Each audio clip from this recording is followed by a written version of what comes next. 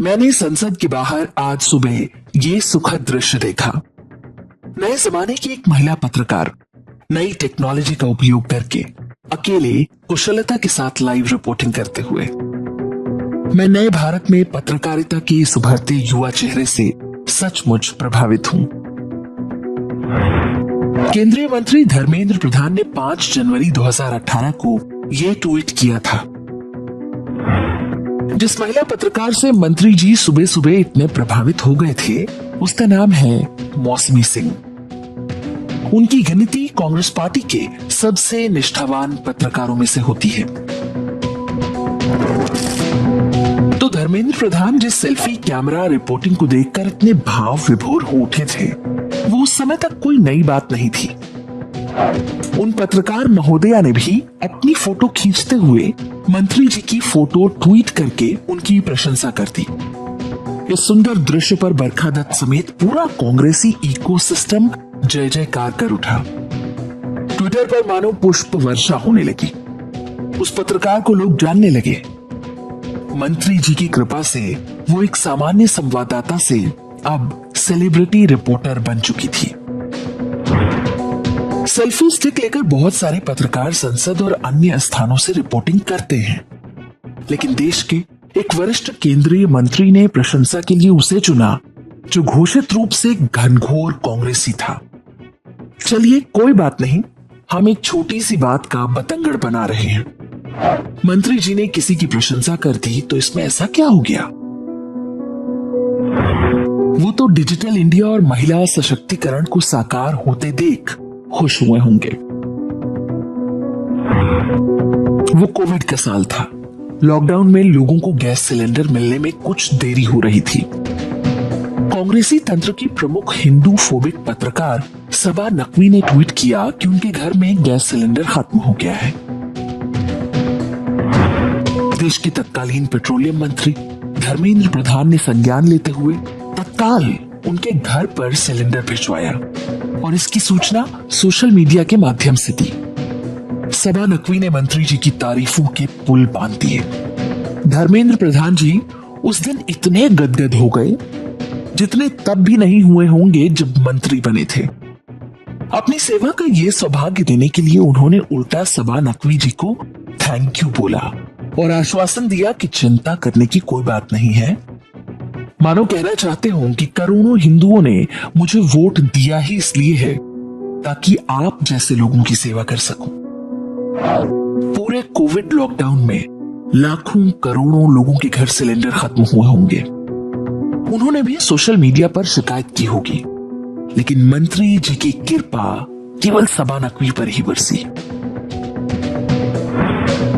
Petroleum मंत्री के रूप में धर्मेंद्र प्रधान की प्रतिभा को मोदी जी ने पहचाना और उन्हें सीधा उस शिक्षा मंत्रालय में भेज दिया जहां रहते हुए वे और भी अधिक सत्यानाश कर सकें। वर्ष 2021 में उनके आते ही जेईई मेंस का पेपर लीक होने का आरोप सामने आया। भारत की सबसे प्रतिष्ठित परीक्षा का पेपर लीक होना मतलब करोड़ों छात्रों का विश्वास टूटना। वर्ष 2024 में तीसरी बार नरेंद्र मोदी सरकार बनी तो जो सबसे पहला स्कैंडल सामने आया वो भी धर्मेंद्र प्रधान से जुड़ा था। पहली बार मेडिकल परीक्षा नीट का पेपर लीक होने और धांधली के आरोप सामने आए। आरोप लगते ही धर्मेंद्र प्रधान ने मीडिया में आकर जिस तरह की प्रतिक्रिया दी, उससे मामला और बिगड़ गया। अपना अहंकार दिखाने के बजाय उन्हें छात्रों के प्रश्नों का उत्तर देना चाहिए था, लेकिन मंत्री जी ने इसकी आवश्यकता नहीं समझी। धर्मेंद्र प्रधान के ही कुशल नेतृत्व में 2022 में एनसीईआरटी ने टीचर्स ट्रेनिंग मैनुअल जारी किया था, जिसमें सिफारिश किया गया कि स्कूल में लड़की लड़कों के लिए अलग टॉयलेट नहीं होने चाहिए। उनके चेंजिंग रूम और कॉमन रूम भी अलग नहीं होने चाहिए। इसके अनुसार बच्चों में जेंडर का निर्धारण जन्म से प्राकृतिक नहीं होता, बल्कि ये सामाजिक कारणों से तय होता है। कोई बच्चा जब चाहे अपना जेंडर बदल सकता है। विरोध हुआ तो मैनुअल वापस लिया गया। लेकिन 2025 के अंत में दिल्ली के बुक फेयर में एनसीईआरटी के स्टॉल पर फिर से वैसा ही एक टीचर ट्रेनिंग मैनुअल पाया गया। इसमें अमेरिकी विश्वविद्यालयों से आयात हो रही वोक आइडियोलॉजी को कट एंड पेस्ट किया गया था। इसमें बताया गया था कि किसी बच्चे का जेंडर जन्म से तय नहीं होता, बल्कि ये एक सोशियो कल्चर कॉन्सेप्ट है। कोई बच्चा जब चाहे अपना जेंडर बदल सकता है।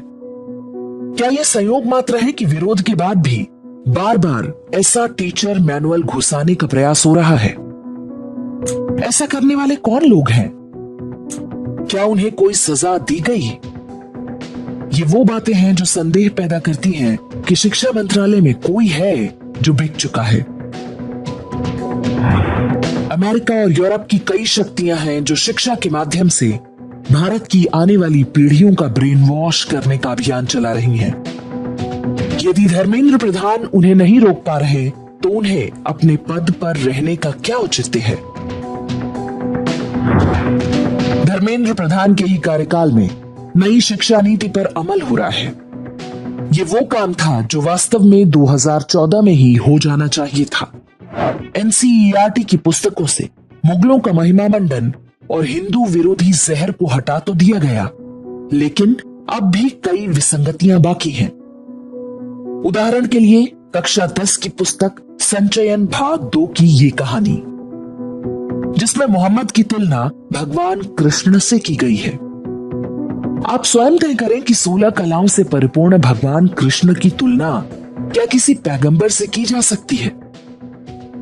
जिन लोगों ने यह बकवास लिखा और जिन लोगों ने इसे अप्रूव किया, क्या उनकी पहचान नहीं होनी चाहिए?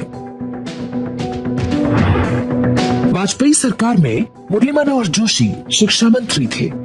वे हमेशा कांग्रेसी, वामपंथी, मुल्ला मिशनरी और मीडिया के निशाने पर रहे, लेकिन धर्मेंद्र प्रधान को लेकर वे कभी भी उतने आक्रामक नहीं रहे।